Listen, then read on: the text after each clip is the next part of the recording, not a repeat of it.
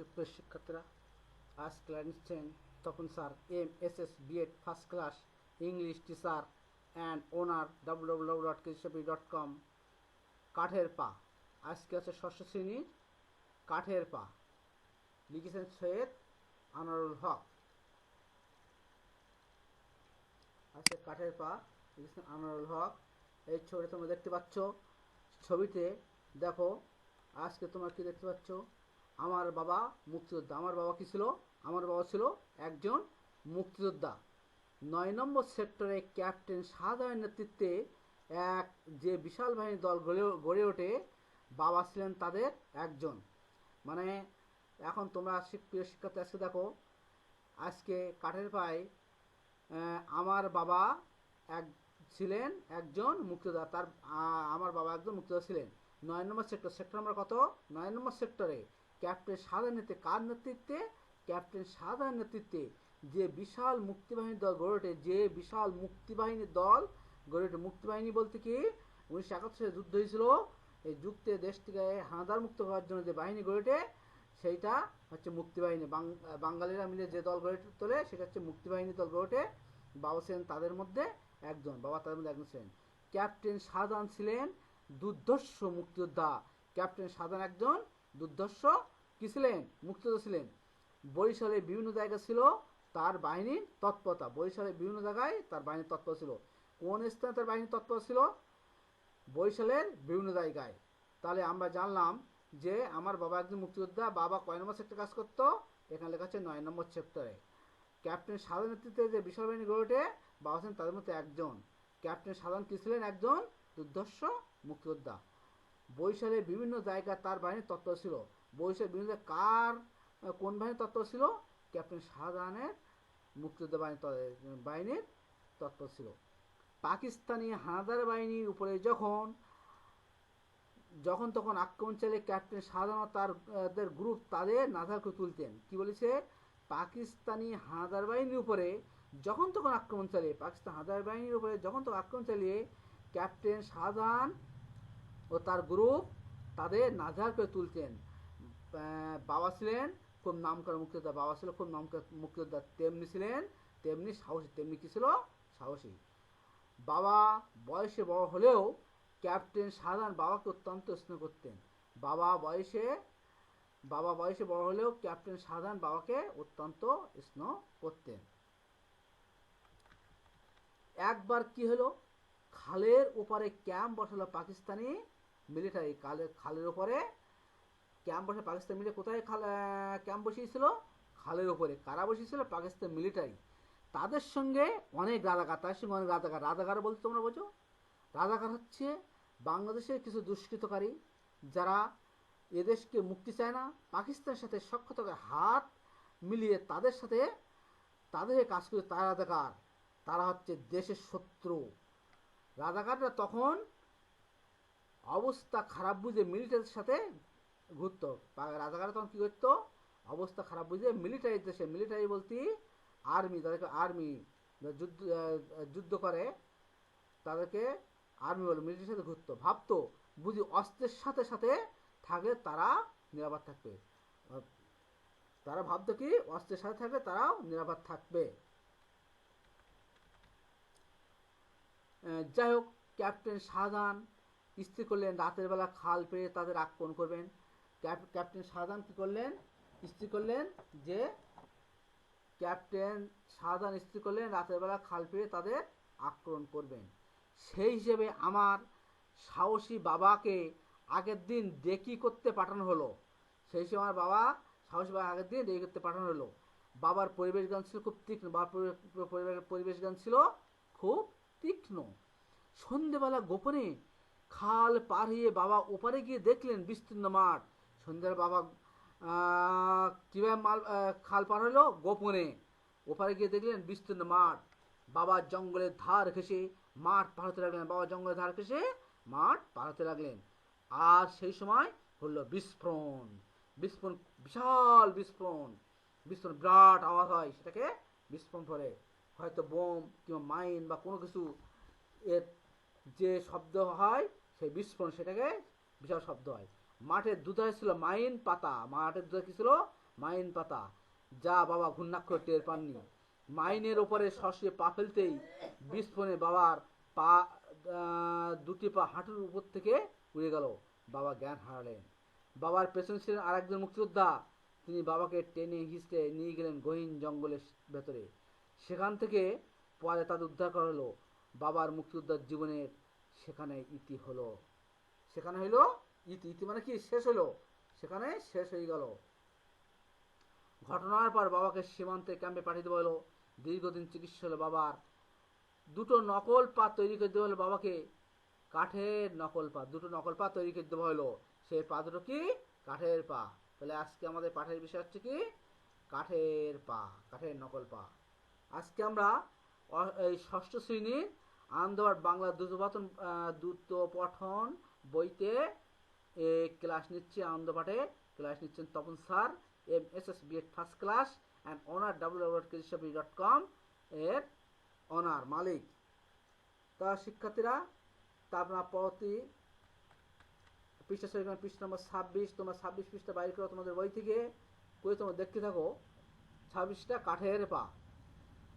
হাতে লাঠি নিয়ে কাঠের পা লাগিয়ে বাবা আমার নতুন করে হাঁটতে শিখলেন। হাতে কিনে লাঠি নিয়ে কাঠের পা লাগিয়ে বাবা নতুন করে হাঁটতে শিখলেন। আস্তে আস্তে কষ্ট সয়ে গেল বাবা, আস্তে আস্তে বাবার কষ্ট সয়ে গেল। বাবা যখন মুক্তিযুদ্ধে, আমি তখন খুব ছোট্ট। বাবা যখন মুক্তিযুদ্ধে ছিল, আমি তখন ছিলাম খুব ছোট। 1 বছর হয়েছে কেন শুনতো, আমার তখন বয়স কত ছিল, 1 বছর। তাই মুক্তিযুদ্ধ থেকে ফিরে এসে বাবা আমাকে করে তুলতেই আমি ভ্যাক করে কেঁদে সারা। তাই মুক্তিযুদ্ধ থেকে ফিরে এসে বাবা আমাকে করে তুলতে আমি ভ্যাক করে কেঁদে ফেলেছিলাম। আর বাবা আমাকে করে তুলে নিতে অপ্রস্তুত। আর বাবা আমাকে করে তুলে নিতে, বাবা তখন আমাকে করে তুলে নিতে অপ্রস্তুত। তারপর আস্তে আস্তে বাবার সাথে ভাব হলো। এখন আমার সবচেয়ে বড় বন্ধু বাবা, আমার আর বাবার বন্ধু আমি। এখন বাবার সবচেয়ে বড় বন্ধু হলো আমি, আর আমার বড় বন্ধু, বাবার বড় বন্ধু হলাম আমি। বাবাকে আমি খুব ভালোবাসি, তবু মনে হয় কোথায় যেন ফাঁক থেকে যায়। আমাদের বাড়িতে শুধু আমি আর বাবা থাকি, আমাদের বাড়িতে শুধু বাবা আর আমি থাকি। সরকার কিছু অনুদান দেন, সরকার অল্প কিছু অনুদান দেন। আর অনুদান বলতে কি, কিছু টাকা পয়সা দেন বা সরকার অল্প কিছু। আর বাবা বাড়ি বসে বিভিন্ন প্রতিষ্ঠানের জন্য কি সব রিপোর্ট তৈরি করেন, বা বাড়িতে বসে বিভিন্ন প্রতিষ্ঠানের জন্য কি কি শব্দের রিপোর্ট তৈরি করেন। এই দিয়ে আমাদের সংসার চলে। দাদা বাবার জন্য একটা ছোট্ট একটা বাড়ি রেখে গেছেন, বাবা দাদার জন্য একটা ছোট বাড়ি রেখে গেছেন। আমাদের তাই বাড়ি ভাড়া লাগে না, আমার তাই বাড়ি ভাড়া লাগে না। আমার বয়স 16, এখন আমার বয়স 16, বাবার বয়স 43। আমি এইবার মাধ্যমিক পরীক্ষা দিয়েছি, পরীক্ষা মোটামুটি হয়েছে।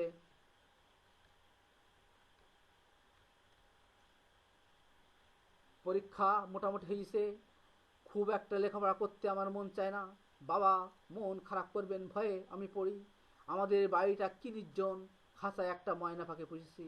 বেশিরভাগ সময় আমি তার সঙ্গেই কথা বলি, তাকে ছোলা খেতে দিই, সে আমাকে নয়ন ও নয়ন বলে ডাকে। আমার ডাকনাম নয়ন, আমার ডাকনাম কি, নয়ন। বাবা সারাটা সকাল বইপত্র নিয়ে খাটাখাটি করেন। বাসায় একটা কাজের বুয়া আছে, সে রান্না বান্না করে, আমি আর বাবা খাই। তাহলে আমাদের কে কে আছে, আমি আর বাবা ছাড়া আর কেউ নেই। বাবা কে কে আছে, বাবা আর আমি। আর আমাদের রান্না করে দেয় কে, বাসায় কাজের বুয়া, সে রান্না করে, বাবার আমি খাই। দুপুরে বাবা ঘুমোতে চলে গেলে সারা বাড়িতে আমি একা। দুপুরে যখন বাবা ঘুমোতে যায় তখন সারা বাড়িতে আমি একা। আমার এই তো ভালো লাগে। বিকেলে আমার বন্ধু নিয়ামত আসে, আমার বন্ধু নিয়ামত আসে বিকেলে। আমার বন্ধু কি আসে, নিয়ামত আসে। আমরা বাড়ির সামনের মাঠে কোর্ট কেটে ব্যাডমিন্টন খেলি। আমার বাড়ির সামনের মাঠে কোর্ট কেটে কি খেলি, ব্যাডমিন্টন। সন্ধ্যের আগে আগে চলে যায়, সন্ধ্যের আগে আমার বন্ধু চলে যায়। তারপর আমি বাড়ির ভেতর ঢুকে দেখি বাবা আমার জন্য চা নাস্তা সাজিয়ে বসে আছেন। তারপর বাড়িতে ঢুকে দেখি বাবা আমার জন্য চা নাস্তা সাজিয়ে বসে আছেন। নাস্তা শেষ হলে আমি আর বাবা গল্প করি, কত গল্প, কত রকমের গল্প। যদিও সেগুলো সত্যি ঘটনা, তবু গল্পের 1971 আমাদের দেশে যে অবিশ্বাস্য মুক্তিযুদ্ধ ঘটে গেছে তার বিভিন্ন ঘটনা নিয়ে গল্প করেন বাবা। বাবা বলেন, এই দেশের শহরে গ্রামে, মাঠে ঘাটে বিলে, খালে বিলে, নদীতে হাওরে পাহাড়ে জলাভূমিতে রয়ে গেছে মুক্তিযুদ্ধের হাজার রকমের অপারেশন। কি রয়ে গেছে? হাজার রকমের অপারেশন, যা ইতিহাসে আছে। আমার ইচ্ছে আমি আর একটু বড় হয়ে ইতিহাস পড়ব। রাতের বেলা বাবা এক এক ঘরে ঘুমান, আমি অন্য ঘরে। আগে বাবা আর আমি এক ঘরে ঘুমাতাম। মাধ্যমিক পরীক্ষার আগে আগে আমার ঘর আলাদা করে দিয়েছে বাবা, যাতে আমি অনেক রাত জেগে লেখাপড়া করতে পারি। সেই থেকে আমি পাশের ঘরে শুই। বড়দের মতো আলাদা ঘরে শুতে আমার ভালো লাগে, আবার বাবার ঘরে শুয়ে শুয়ে গল্প করতে ভালো লাগে। কোনো একদিন বাবাকে চিনতে পারিনি, চেনা বাবা হঠাৎ করে অচেনা হয়ে যায়। এরকম হলে সেদিন আর আমার সাথে বেশি কথাটা বলেন না বাবা, বই পড়েন, রিপোর্ট লেখেন না, পাখির খাঁচার সামনে দাঁড়ান না, পাখিটাকে কথা বলা শেখান না, শুধু চুপচাপ জানলা দিয়ে 1 মিনিট তাকিয়ে থাকেন। সেদিন বাবার মন খারাপ। আমি সেদিন সারাদিনে বাবার আশপাশ দিয়ে ঘুরঘুর করি। বাবার জন্য মন কেমন করে যে, বাবাকে খুশি করার জন্য কত রকমের ফন্দিয়াটি, কিন্তু কোনোটাই করা হয়ে ওঠে না। সেদিন সেই দিনটাও ছিল বাবার মন খারাপের দিন। সেই দিন আবার আকাশের চাঁদ উঠেছে খুব বড় হয়ে, পূর্ণিমা টূর্ণিমা হবে। বাবা সারাদিন চুপ করে বসে আছেন। বাবা সারাদিন চুপ করে বসেছিলেন। রাতে আমি সাহস করে বাবার কাছে গিয়েছিলাম, বাবা ছাদে যাবে?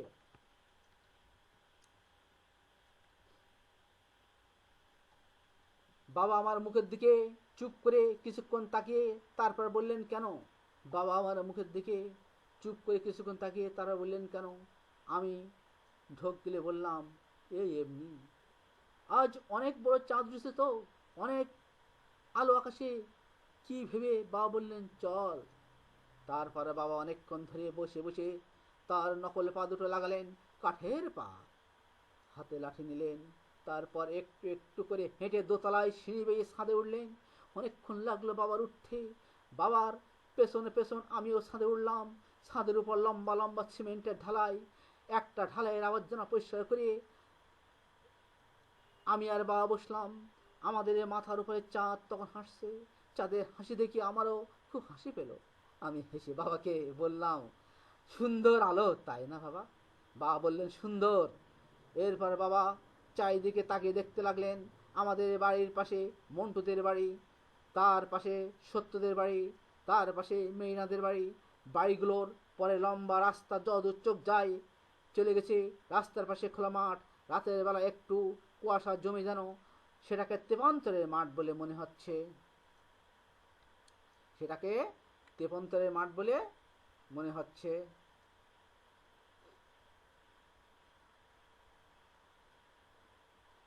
তা আমরা মানে একটু বেশি দূরে চলে গেছি। হ্যাঁ, তেপান্তর মাঠ মনে হচ্ছে।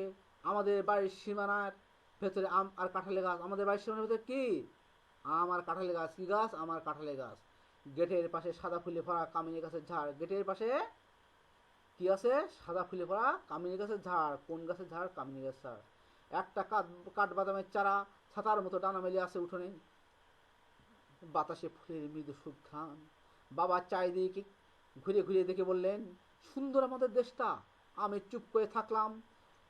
তখন বাবা হঠাৎ আমার দিকে মুখ ফিরিয়ে বললেন, তোর মন খুব খারাপ করে তাই না? আমি বাবার কথা শুনে হকচকিয়ে গিয়ে বললাম, কেন? বাবা বললেন, আমাকে নিয়ে মানুষজনের সামনে তোর খুব লজ্জা হয় না রে? আমি বললাম, কেন? বাবা বললেন, আমি যে তোকে কোথাও বেড়াতে নিতে পারিনি, হইচই করতে পারিনি, তোকে আনন্দ দিতে পারিনি, আমার যে পা নেই। বাবার কথা শুনে আমি থ হয়ে গেলাম। অনেকক্ষণ চুপ করে থেকে বললাম, এ কথা কেন বলছো বাবা? বাবা আমার মুখে বাবা আমার দিকে ফিরে কেমন করে যেন হেসে বললেন, তোর সব বন্ধুর বাবার পা আছে, নিশ্চয় তোর নিশ্চয় মানুষের কাছে কথা বলতে খারাপ লাগে যে তোর বাবা পঙ্গু, তার দুটি পাই নেই। তার দুটি পাই নেই। তারপরে তুই যখন আরো বড় হবি তুই আমাকে ছেড়ে চলে যাবি, কিন্তু বিশ্বাস কর আমি কোনোদিন কারো ঘাড়ে বোঝা হব না। বাবার কথা শুনে স্তম্ভিত হয়ে গেলাম আমি। আমার বয়স এখন 16। যখন আমি খুব ছোট্ট আমার বাবা মুক্তিযুদ্ধে যান। খুব বীরত্বের সঙ্গে যুদ্ধ করেন 9টা মাস। দেশ স্বাধীন হওয়ার মাত্র ক সপ্তাহ আগে মাইন বিস্ফোরণে বাবা পা হারান। নিজেকে মুক্তিযুদ্ধে নিজেকে মুক্তিযুদ্ধ হিসেবে গণ্য করে অত্যন্ত গর্ববোধ করেন আমার বাবা। সেই বাবার মুখে এই কথা শুনে আমি হতভম্ব হয়ে গেলাম। আস্তে আস্তে বোধ শক্তি ফিরে এলো আমার। আমি বাবার পাশ ঘেসে বসলাম, বাবার মুখের দিকে তাকালাম, তাকিয়ে থেকে বললাম, আমাদের মতো ছেলেদের পাগুলো ঠিক রাখতে গিয়ে তুমি মুক্তিযুদ্ধে পা হারিয়েছিলে বাবা। তুমি নিজের পা অক্ষত রাখতে চাইলে আজ এই দেশে আমাদের মতো ছেলেরা তোমার দুটো পায়ে হারাতো। আমি তোমাকে ছেড়ে কোনোদিন যাব না বাবা, কখনো না।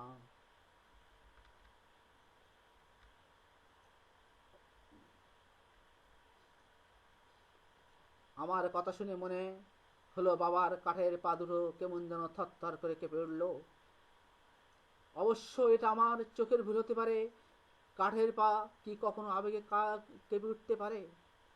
তো শিক্ষার্থীরা আজ এই পর্যন্ত। তার শিক্ষার্থীরা যা শিখলে, এবার তোমাদের আমি কতগুলো প্রশ্ন করব, সেই প্রশ্নগুলোর উত্তর তোমরা দিবে। আজকের গল্প আজকের পাঠ এই পর্যন্ত এখানে সমাপ্তি। এই যে কাঠের পা গল্পটা কে লিখেছে? আনোয়ার হোসেন, আনোয়ারা সৈয়দ হক। কে লিখেছে? আনোয়ারা সৈয়দ হক। বাবা, আমার বাবা কি ছিল? মুক্তিযুদ্ধ ছিল। কয় নম্বর সেক্টরে কাজ করতো? 9 নম্বর সেক্টরে। কার নেতৃত্বে? ক্যাপ্টেন শাহজাহানের নেতৃত্বে। বাবা ছিলেন তাদের মধ্যে একজন। ক্যাপ্টেন শাহজাহান কি ছিলেন? দুর্ধর্ষ মুক্তিযোদ্ধা। বরিশালের বিভিন্ন জায়গায় তার বাহিনীর তৎপর ছিল। বরিশাল কোথায় তার বাহিনী তৎপর ছিল? বিভিন্ন জায়গায়। পাকিস্তান হানাদার বাহিনীর উপরে যখন তখন আক্রমণ চালিয়ে ক্যাপ্টেন শাহজাহান ও তাদের গ্রুপ নাজার করে তুলতেন। কাদের উপর আক্রমণ চালিয়ে শাহজাহান তাদের গ্রুপ নাজার করে তুলত? পাকিস্তান হানাদার বাহিনী। বাবা ছিলেন নাম করা মুক্তিযোদ্ধা। বাবা কি ছিলেন? নাম করা মুক্তিযোদ্ধা। তেমনি ছিল সাহসী। বাবা কি ছিল? সাহসী। বাবা বয়সে বড় হলেও ক্যাপ্টেন শাহজাহান বাবা অত্যন্ত স্নেহ করতেন। একবার কি হয়েছে, খালের উপরে ক্যাম্প বসালো পাকিস্তান মিলিটারি। খালের উপরে কে ক্যাম্প বসালো? পাকিস্তান মিলিটারিরা। তার সঙ্গে কারা ছিল? তার সঙ্গে রাজাকার ছিল। রাজাকাররা তাদের অবস্থা বুঝে মিলিটারিদের সাথে ঘুরতো, ভাবতো বুঝি অস্ত্রের সাথে তাদের থাকলে নিরাপদ থাকবে।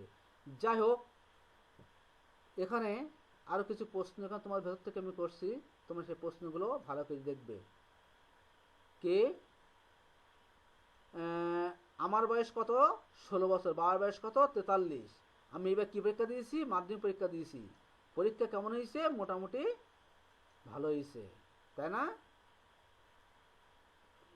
বাবা সারাদিন কি করে? বইপত্র নিয়ে ঘাটাঘাটি করে। আমাদের বাসায় কি আছে? একটা বুয়া আছে। সে বুয়া কি করে? বুয়া রান্না বান্না করে। কে কে খায়? বাবা আর আমি খাই।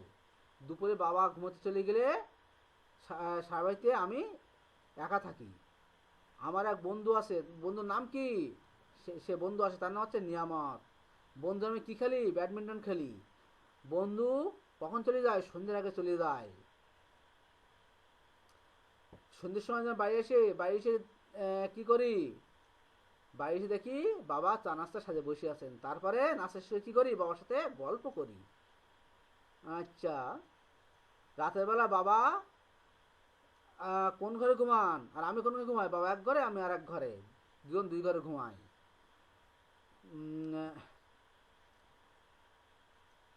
তা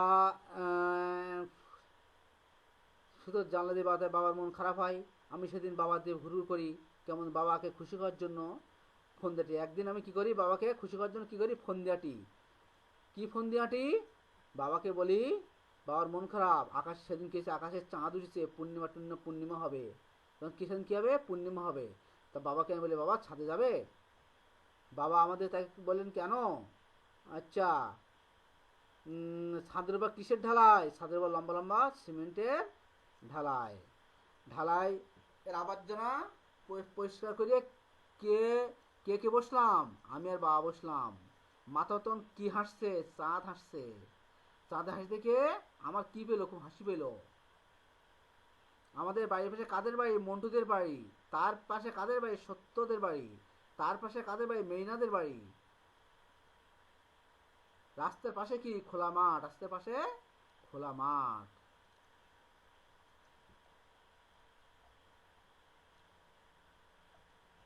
তো শিক্ষার্থীরা, আজ এই পর্যন্ত। পরবর্তী ক্লাস তোমাদের আবার অন্য সময় দেখা হবে। তোমরা সাথী কম্পিউটার স্কুল এর সাথে সবসময় থাকবে এবং সবসময় সার্চ দেবে সাথী কম্পিউটার স্কুল এবং kgsobi.com নেটে সার্চ দিলেই তোমরা পাবে এবং সেখান থেকে তোমরা টিউটোরিয়াল ক্লাসগুলো দেখতে পারবে। ধন্যবাদ সবাইকে। তা ভালো থাকো, সুখে থাকো, এই শুভকামনায় আজকের মতো ক্লাস শেষ করছি। ধন্যবাদ।